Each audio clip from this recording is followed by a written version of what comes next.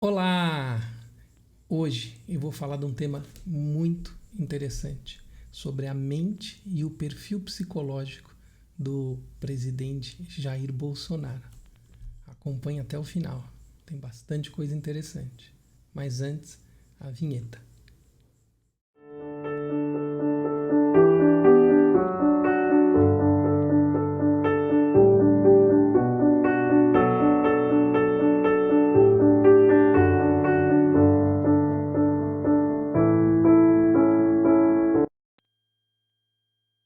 Para você que não me conhece, meu nome é Vitor, eu sou economista que curou-se de um câncer extraordinário no ano 2000 e desde então trabalho com processo de cura, transformação, usando a terapia, o yoga, a meditação. Cheguei a estudar psicologia, mas dediquei minha vida ao trabalho junto com o professor Hermógenes, referência da yoga terapia. Sou professor assistente autorizado de Ashtanga Yoga por Lino Miele, uma das maiores referências históricas do método, e sou ordenado na tradição do Zen pelo pai do Mindfulness, o mestre Thich Nhat Hanh. Mas agora a gente vai falar do presidente Jair Bolsonaro. E antes eu preciso falar da infância dele. Jair Messias Bolsonaro, nasceu em Glicério e viveu em várias cidades do interior de São Paulo. Mas ele morou em Eldorado Paulista dos 11 aos 18 anos, período mais importante da formação dele. Aqui tem a foto dele com 5 anos de idade. Aos 15, ele presenciou o tiroteio, né, onde o guerrilheiro Carlos Lamarca, que defendia uma revolta armada do país, baleou 3 policiais na praça central da cidade. Mas Jair Bolsonaro correu para sua casa quando houve o tiroteio. Na igreja, os negros da comunidade dos quilombos utilizavam os bancos de trás da igreja com medo de serem expulsos. Sim, havia esse comportamento na época, né, das comunidades de quilombos serem colocadas numa condição separada do resto da população da cidade, que vivia de uma maneira muito simples. Eu vou explicar isso para vocês. O pai de Jair Bolsonaro, Percy Geraldo Bolsonaro, trabalhava como dentista prático, fazia extrações, obturações, próteses, mesmo sem ter instrução universitária. Ele era muito respeitado, os depoimentos são de uma pessoa muito simpática, divertida, mas ele era o único que fazia esse serviço na cidade e chegou inclusive a ser indicado por inquérito policial por exercício ilegal da medicina, né? Mas ele foi absolvido dessa acusação e desse inquérito em 1973, ano em que Bolsonaro vai estudar no colégio militar. A formação de Bolsonaro, na cidade havia um domínio da família Rubens Paiva e ele sempre denegriu os Rubens Paiva. O Rubens Paiva, deputado, era filho do Dr. Jaime Paiva, que era o rico fazendeiro da região. E Bolsonaro estudou no ginásio escolar Eldorado Paulista até 1973. E as suas piores notas até o ginásio eram em educação moral e cívica e também química, onde tirava nota em torno de 6,5. Essa aqui é a foto do deputado Rubens Paiva, filho, né, na época, que chegou a ser prefeito 2 vezes na cidade, o Dr. Jaime. E eles tinham um determinado poderio na cidade, né? Todas as pessoas que tinham uma melhor condição trabalhavam para eles. Então, o Jair Bolsonaro chegou até a jogar futebol na fazenda, junto com os outros operários, as outras pessoas da cidade, mas ele tinha essa relação de contrariedade em relação aos Rubens Paiva, um sentimento de desgosto, de inferioridade, que isso vai se manifestar posteriormente, como a gente vai ver. Nós temos aqui um livro escrito pelo jornalista Luiz Marco Carvalho, já falecido, e que conta o período militar, né, a partir de 73, a vida militar. E sim, Bolsonaro se destacava pelas atividades físicas e atléticas. ele tinha elogios dos colegas pelo seu vigor atlético. Ele era até chamado, né, na Academia de Agulhas Negras de cavalão, pela maneira como fisicamente era intenso. Do ponto de vista das disciplinas, das matérias, ele sempre foi um aluno razoável, poucas notas boas, mas tinha ali as notas, né, aquele 6,5 que a gente já viu no seu ginásio. Só que ali aconteceu algo importante. Ele teve a condenação militar. Em 1987, na revista Veja, ela publicou uma reportagem que revelava um plano de estourar bombas em locais estratégicos do Rio de Janeiro, inclusive com os desenhos, com os croquis. Esses croquis mostravam até o método de explodir e fazer esses ataques em protesto com a condição do salário dos militares e pregando uma revolta militar.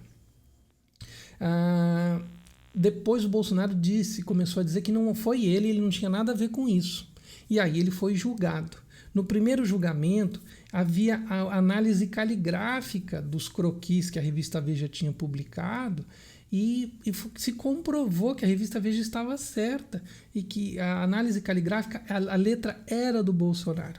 Aí ele passou por um julgamento, uma análise técnica uma segunda vez, ele também foi condenado 2 vezes. Aí ele foi para o Supremo Tribunal Militar. E ali foi feito uma espécie de um acordo. E esse livro, né, que eu citei aqui conta exatamente isso, com provas, com evidências, com os votos, né, foi 9-4 os votos dos jurados, e que Bolsonaro sairia da carreira militar, porque ele não teria muita chance mesmo, porque ele já tinha sido preso por um outro artigo que ele tinha sido escrito, as notas dele não eram boas, então eles fizeram uma espécie de acordo, você sai da carreira militar e a gente não te condena, né? Então foi essa a situação, mas sim, ele tem esse processo e esse acordo, né, por ações terroristas dentro do exército. Aí nós temos aqui esse processo de ódio com a família Rubens Paiva, que vem lá da infância, da adolescência dele, segue até ele como deputado, né? Isso em 2014, quando foi feita uma inauguração de um busto em homenagem ao deputado Rubens Paiva. Ele mantinha uma história de que a família Rubens Paiva havia financiado os protestos e a guerra militar de Lamarca, né, a revolta militar de Lamarca. Mas isso não tem evidência nenhuma, né? Inclusive um fazendeiro capitalista, né, não teria tanto interesse numa revolta armada, até pelos seus próprios processos da fazenda ali. E aí ele criou uma história de que o Rubens Paiva, deputado, que foi retirado da sua casa em 1971 e nunca mais retornou, e depois a Comissão da Verdade apurou com os depoimentos de que ele foi morto. E é curioso porque, assim, inclusive, trouxe a filha, quando prendeu, né? Prendeu também uma das filhas e mais um parente, e para que essas pessoas ficassem presas junto a ele durante a tortura dele. E aí eles chegavam a mostrar elas para ele, para ver se ele confessava coisas durante a tortura, e ele foi morto no DOI-CODE do Rio de Janeiro. E na cerimônia de inauguração do busto, né, ao deputado, Bolsonaro sai da sua sala, aparece com os filhos, xinga o Rubens Paiva, dizendo que era comunista, e cospe no busto em plena cerimônia de homenagem ao deputado que havia sido assassinado, pelo governo militar, né? Durante o processo da busca dos corpos e toda a tentativa de encontrar, porque o corpo do Rubens Paiva foi enterrado em diferentes lugares e depois foi jogado ao mar, o Bolsonaro colocou esta placa na porta do seu gabinete, né? do cachorrinho atrás dos ossos, né? Numa sátira e numa crítica em relação à família. Então a gente vê no perfil psicológico, que é o motivo a questão de não esquecer esses processos de vingança, né? É uma vingança que vem lá da sua infância, e não estabelecer limites, né? Em relação ao seu processo de buscar essa vingança, né?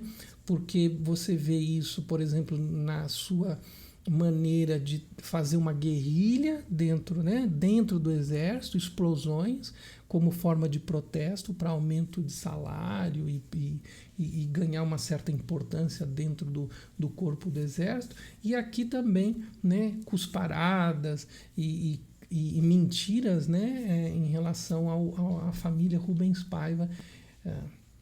Aqui nós temos mais um caso, que é o caso da briga dele com a deputada Maria do Rosário, onde a frase, né, jamais estupraria você porque você não merece. E aí foi dito que ela também xingou ele, que foi uma reação nervosa natural, e isso também não é verdade dentro do processo de defesa dele, porque no dia seguinte ele reafirmou as mesmas declarações numa outra entrevista. É muito feia, não faz meu gênero, jamais a estupraria. Então ele reforça a linha de pensamento. Não é que ele...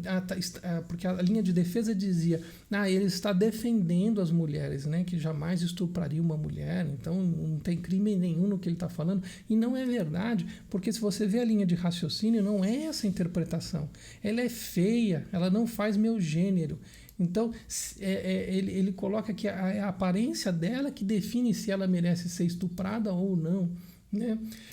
E ele fala isso em outros programas também, no programa de TV, ele também. Então, são mais de 2 vezes, mais de 3 vezes Bolsonaro insulta a Maria do Rosário, não lhe estupro porque você não merece. Isso ele fala no programa de TV da Rede TV.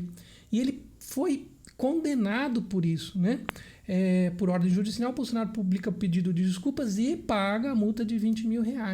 Então, assim, aqui também tem essa coisa do descontrole, né? Da forma descontrolada da personalidade. Porque ele comete o crime, né, de apologia ao estupro, que foi uma das coisas colocadas, e veja bem, ele foi condenado, tá? Então eu não estou aqui julgando, ele foi condenado, ele teve que fazer o pedido de desculpas e teve que pagar a multa, né? E o que acontece é que ele não vê o limite, né? Ele continua repetindo isso nos programas de TV, no programa de rádio. Agora vamos para uma coisa mais interessante do perfil, que é mais interessante no sentido que é muito próximo a nós, né? São as frases relacionadas, né, à pandemia até março de 2021, mais de 300 mil mortos. O que eu acho, eu não sou médico, eu não sou infectologista.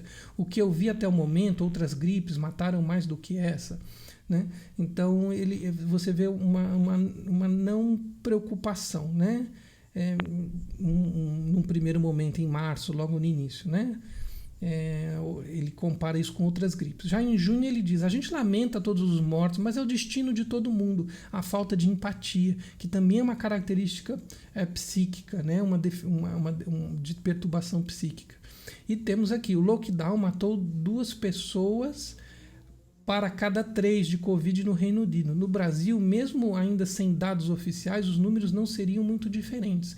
Em 9 de agosto de 2021, uma crítica ao lockdown baseada em completa mentira. Ninguém tem esse dado aqui que o lockdown matou pessoas, matou tanto quanto o Covid. É uma invenção. Então, assim como ele inventa uma história sobre a família Rubens Paiva, como ele cria, né? Depois ele entra em conflito com a revista Veja, com a imprensa, dizendo que não foi ele que fez o croquis, que era mentira, porque a análise caligráfica dava que o croquis era dele, né? Então, você vê essa condição de trabalhar com a verdade de uma maneira não precisa, também é uma característica do perfil psicológico que a gente precisa avaliar. E aí, para finalizar, eu peço a atenção de vocês, porque é muito importante o que eu vou apresentar agora. O depoimento da doutora Deise Ventura, que é um currículo fantástico, uma pessoa extremamente culta, uma pessoa estudiosa, advogada, né, formada em Direito, que traz a questão de que os movimentos em relação à pandemia do presidente Bolsonaro são intencionais. Ele não está fazendo isso de uma maneira como a imprensa às vezes retrata, porque ele é bobo, porque ele é burro, porque numa forma muito simplista de olhar para os movimentos dele. Existe uma intencionalidade, mas antes disso eu quero apresentar a doutora Deise Ventura. E o currículo dela, assim, eu tentei resumir, né? Professora titular de Ética da Faculdade de São Paulo, da Universidade de São Paulo, é coordenadora do Programa de Pós-Graduação de Saúde Global e Sustentabilidade, é também professora do Programa de Pós-Graduação em Relações Internacionais do Instituto de Relações Internacionais da USP, onde fez sua livre docência em Direito Internacional e lecionou em 2008 a 2018. É presidente da Associação Brasileira de Relações Internacionais e foi membro de sua diretoria de 2013 a 2017. É membro do Comitê de Assessoramento do Direito CNPq, é doutor em Direito Internacional, normalmente a gente começa por isso, né, porque é o título mais alto, é doutor em Direito Internacional e mestre em Direito Comunitário Europeu da Universidade de Paris, da Sorbonne, graduada em Direito e mestre em Integração Latino-Americana da Universidade Federal de Santa Maria. Vocês podem ver que eu não sei falar francês, né? A minha pronúncia da universidade é de inglês. Então, a doutora Deise desenvolveu com alguns estudiosos uma análise sobre o processo de decisão do presidente e mostra uma atuação intencional em torno de leis, em torno de discurso, em torno da forma como lida com governadores e prefeitos, que existe um programa por detrás e o número de mortos é apenas um fator de apêndice dessa proposta intencional.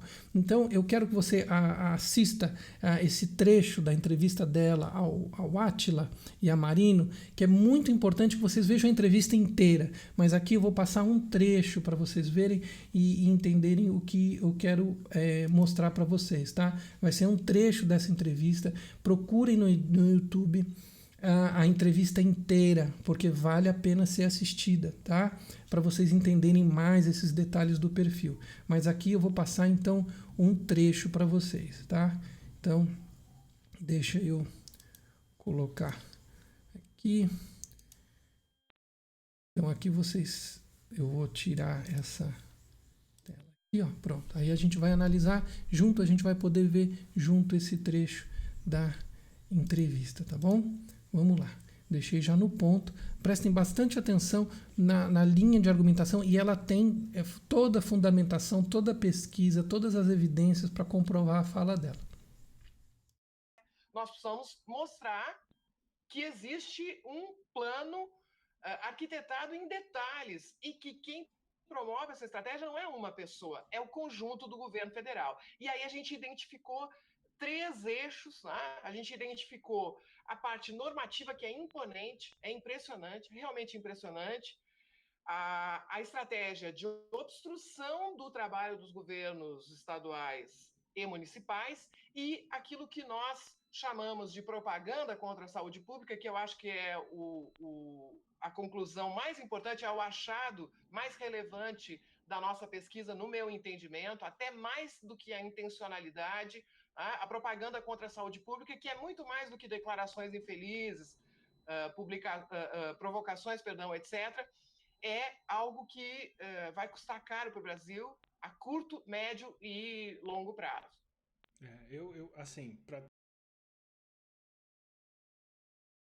Então, eu quero colocar aqui para vocês a seguinte conclusão desse nosso vídeo, né? Assistam a entrevista toda. Essa é a primeira coisa que eu tenho a dizer para vocês. É muito importante. Mas, de acordo com os estudos da psicologia, os estudos, né, da neurociência, existe sim aspectos muito presentes na personalidade do presidente. né, a sua vingança à família Rubens Paiva, a sua vingança em relação aos opositores, a sua forma, né, de não trabalhar com limites pessoais, não saber trabalhar com limites pessoais, né, na agressividade em relação a outros deputados, né, ao seu autocontrole, né. E essa falta de empatia é uma das características muito grandes na definição do perfil psicológico. Então, segundo os cientistas, né, vou citar aqui Carl Smith, o Timothy Wilson e o Daniel Gilbert, a falta de empatia é um dos fatores determinantes, né? Então, eles dizem o seguinte, que os perfis que têm esses problemas psicológicos são caracterizados pela necessidade quase constante de fazer os outros pagarem por aquilo que é considerado uma injustiça. A psicologia diz que há sempre um mesmo padrão. Essas pessoas são narcisistas, elas são inseguras, elas têm baixa regulação emocional e têm dificuldades de perdoar e dificuldades de empatia, que são características que a gente vê nas diversas ações que eu descrevi aqui do presidente, né, Jair Bolsonaro. Então, sim, nós temos aí dentro de todo esse cenário, de toda essa descrição, na literatura da psicologia, é uma pessoa com um determinado transtorno, né, que precisaria, sim, de um acompanhamento psicológico, psiquiátrico. Tá bom? Fica aí a análise, você pode passar para outras pessoas, você pode avaliar, mas você vê que eu procurei trabalhar com dados, eu procurei trabalhar com processos na justiça e os resultados desses processos, com os dados históricos, né, e com informações, né, das conclusões de pesquisadores da psicologia e pesquisadores do direito, né. Então, espero que você possa tirar suas conclusões a partir desse vídeo, e se você achar importante, curte, né, compartilha. É importante que outras pessoas tenham acesso à informação. A informação é que traz luz, a informação que traz clareza, é a informação que vai ajudar as pessoas a melhorar suas decisões. Tá bom? Grande abraço, até mais.